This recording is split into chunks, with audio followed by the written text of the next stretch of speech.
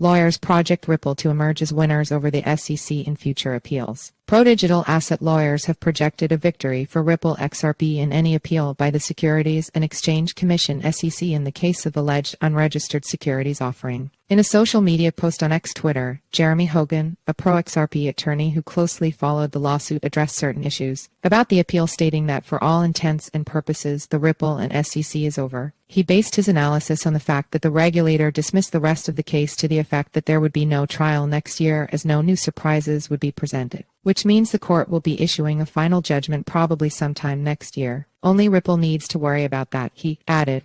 On the chance of the commission winning a likely appeal, he shared a percentage of reversed appeals by the United States courts between 2011 and 2015, concluding that there is only a 14.2% chance of a change in the verdict. Bill Morgan offers low probabilities for the second. Similarly, another lawyer, Bill Morgan, reacting to the analysis and statistics by Hogan, noted that to him, there is no appealable error in favor of the second. On the other hand, Ripple stands to gain because the ODL sales do not meet at least two requirements of the Howey test, adding that the finance regulator has a 3% chance of appeal against the ruling. Hogan also added that the case might proceed with a settlement before final judgment is made, but in all probability, it would be decided in Ripple's favor.